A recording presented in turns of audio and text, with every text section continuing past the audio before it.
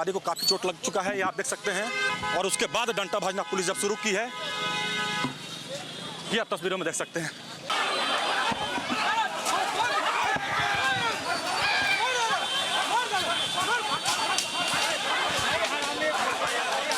ये कुछ लोग आए थे और ये डंडा बरसना शुरू हो गया।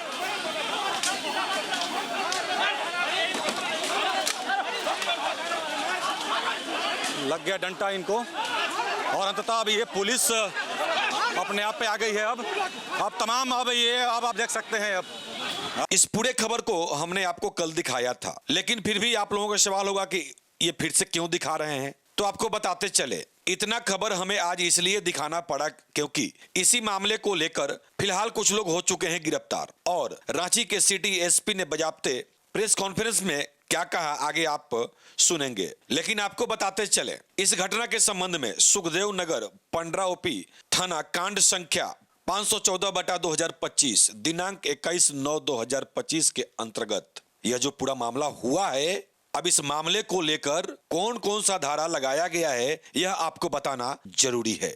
आवेश में कुछ लोगों ने तो यह गलती आखिर कर दिया, लेकिन अब इसमें जो धारा लगा है 126 का भाग 2, 115 का 2, 191 का 2, 191 का 3, 190, 132, 109 और 324 का भाग 4 और 5 भारतीय न्याय संहिता एवं 3 लोक सेवा संपत्ति नुकसान विवरण अधिनियम 1984 के अंतर्गत 30 नामजद अभियुक्त एवं 400 से 500 अज्ञात के विरुद्ध मामला दर्ज हो चुका है।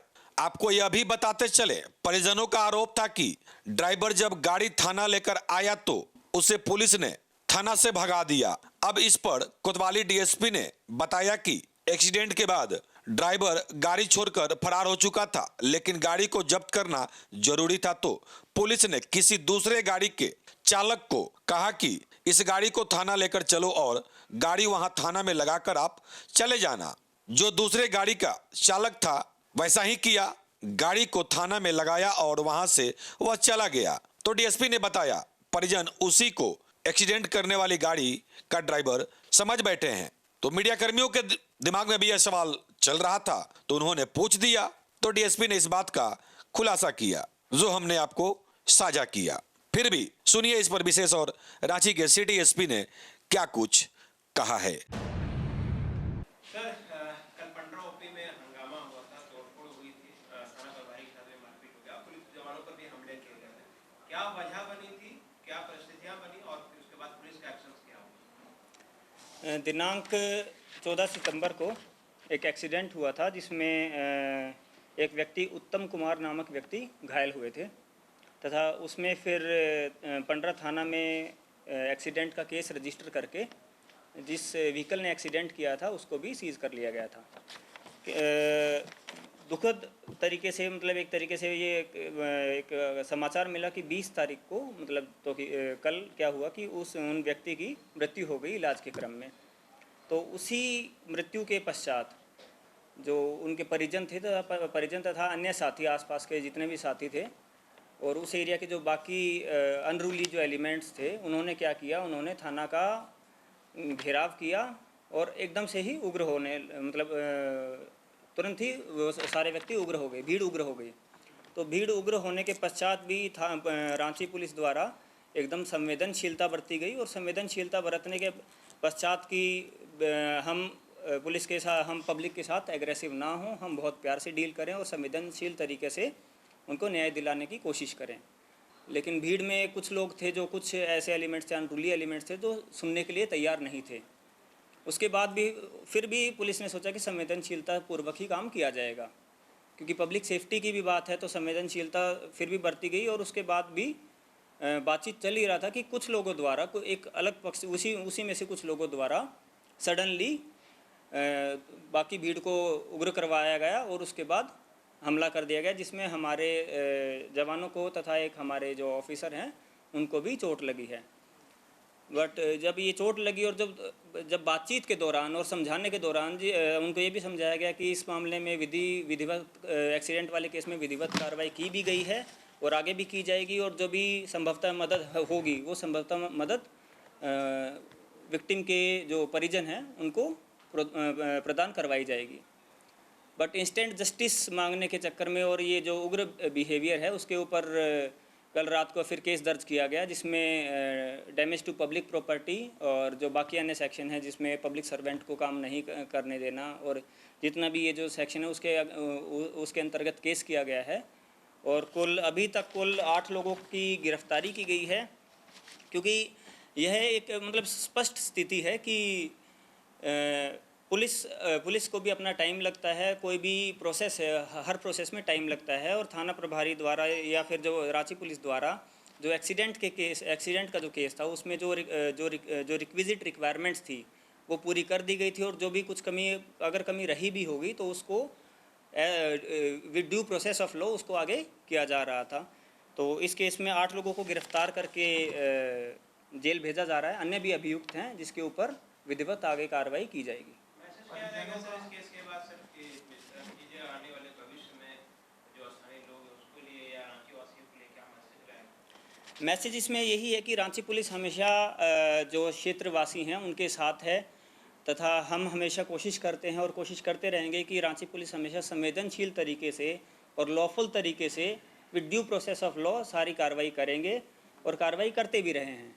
लेकिन इसमें जो सडन एग्रेवेशन या फिर जो एकदम से उपद्र व्यवहार जो कर रहे हैं, जो कुछ लोग भीड़ में से कुछ लोग जो भीड़ को उकसाते हैं या जो ऐसा व्यवहार करने को जो उकसा रहे हैं, या उसमें कुछ लोग ऐसे भी होते हैं जो नशे की हालत में भी आ जाते हैं, तो ये हम पब्लिक से अपील भी करते हैं और हम उम्मीद भी करते हैं कि पब्लिक इस टाइप का बिहेवियर ना दिखाए। और रांची पुलिस तथा जितने भी हमारे ऑफिसर्स हैं हम संवेदनशील तरीके से ही पब्लिक का साथ देते रहेंगे, और आगे अगर ऐसी कोई ऐसी कार्रवाई की अगर ज़रूरत पड़ेगी तो ऐसी कार्रवाई आगे करी भी जाएगी। धन्यवाद। तो वहीं इस खबर के बाद आपको बताते चलें कुछ और भी मामलों का हुआ खुलासा। 2 थानों का मामला है। एक थाने में जो गिरफ्तारी हुई है, नशा के सौदागरों को पुलिस ने छापेमारी कर किया है गिरफ्तार, तो वहीं दूसरे थाने में एक व्यक्ति अपराध करके चल रहा था फरार, पुलिस ने उसे भी गिरफ्तार करते हुए उस कांड का किया खुलासा। इस पर विशेष और रांची के सिटी एसपी ने क्या बताया, सुनिए। इसमें कल दिनांक 20 सितंबर को वरीय पुलिस अधीक्षक रांची को गुप्त सूचना प्राप्त हुई थी कि मोराबादी की जो वेंडर मार्केट नंबर जोन 2 है, जिसमें एक शॉप है, वहाँ से कुछ नशीले पदार्थों को बेचा जा रहा है। उसी जानकारी के आधार पर एक विशेष टीम का गठन करके और कल रात को छापेमारी की गई। उस छापेमारी के दौरान पता चला कि वहाँ से गांजे की छोटी छोटी पुड़िया बना के बेचा जा रहा है, जिसमें एक महेंद्र लाल नाम का व्यक्ति है तथा उसका पुत्र है छोटू कुमार। ये दोनों उसमें शामिल थे तथा ये वेंडर मार्केट में जो ये चाय नाश्ते की ये लोग दुकान चलाते थे, और ये दोनों जगह से इनकी एक स्कूटी खड़ी रहती थी, और तो मतलब लोग खरीदने जाते थे, उसको रीडायरेक्ट कर देता था कि आप वहाँ से खरीदिए। तो उसके आधार पर फिर छापेमारी की गई और लगभग 123 जो गांजे की छोटी पुड़िया उनको जब्त किया गया है, जिसमें से कुछ पुड़िया स्कूटी में मिली हैं, कुछ पुड़िया दुकान में मिली हैं। इसके अलावा जो स्कूटी थी उसको जब्त किया गया है, और उनके जो मोबाइल फ़ोन हैं और जो उनके पास संभवतः है गांजा बेच के जो कैश जो उनके द्वारा अर्जित किया गया था उसको भी जब्त करके आगे केस किया गया है तथा इसमें विधिवत कार्रवाई आगे जारी है। धन्यवाद। सरगना और ये कल रात को ही कार्रवाई हुई है। इस केस में फर्दर इन्वेस्टिगेशन में आगे पूछताछ में और फर्दर इन्वेस्टिगेशन में हम पता करेंगे कि कहाँ से सप्लाई हो रहा था, और इनके जो चैनल्स हैं या फिर जो इनके जो और साथी होंगे कि इनको बाई चांस पता हो कि और इनके साथ पैरेलली कौन काम कर रहे थे, कौन नहीं काम कर रहे थे, जो इनकी कंप्लीट चेन है उसके ऊपर आगे पुलिस कार्रवाई करेगी और उसके बाद ही फर्दर इन्वेस्टिगेशन में आएगा। धन्यवाद। दिनांक 19 सितंबर को सुबह 6:30 बजे एयरपोर्ट थाना अंतर्गत ग्राम टोंको में एक अधजला शव बरामद हुआ था, जिसके पश्चात स्पॉट पर एफएसएल की टीम को भी बुलाया गया था तथा तकनीकी एवं अलग पे और ह्यूमन इंट के बेसिस पे अग्रतर कार्रवाई की गई। कार्रवाई के क्रम में पता चला कि इन्वेस्टिगेशन में आ गया है कि एक जो व्यक्ति हैं पटेल नगर के निवासी राहुल राय, उनके द्वारा ये इस घटना को अंजाम दिया गया है। और उनके द्वारा यह भी बताया गया कि उन्होंने घटना होने से पूर्व उन्होंने साथ में उनके जो विक्टिम हैं उनके साथ बैठ के शराब भी पी थी, तथा ये जो घटना का जो मेन मोटिव उन्होंने जो बताया है वो ये बताया है कि इनका जो भाई था उसका 2019 में धुरवा डैम में शव मिला था। तो इसको हमेशा ये संदेह रहता था कि इसके भाई का ये दोस्त था, तो उसको हमेशा ये संदेह रहता था कि इसी ने इसके भाई को मार के धुरवा डैम में फेंका है। तो उसी का बदला लेने के मोटिव से इसने इस घटना को कारित किया है, तथा जो भी पत्थर से मार के जो पूछा गया था तथा जो पत्थर वगैरह हैं उन सब की जो रिकवरी है बाद में कर ली गई है। कुछ स्थान पर सीसीटीवी फुटेज में भी ये लोग साथ दिखे हैं, वो भी सारा कलेक्शन करके और वो विधिवत आगे कार्रवाई की जा रही है। तो आज की खबर में बस इतना ही। बने रहे SMP न्यूज के साथ, अपना ख्याल रखें, क्योंकि आपसे हम, आप है हमारी ताकत। लेटेस्ट अपडेट के लिए हमारे फेसबुक पेज को फॉलो और लाइक जरूर करें, तो वहीं विस्तृत खबरों के लिए हमारे YouTube चैनल को सब्सक्राइब जरूर करें। आप सभी का बहुत बहुत धन्यवाद।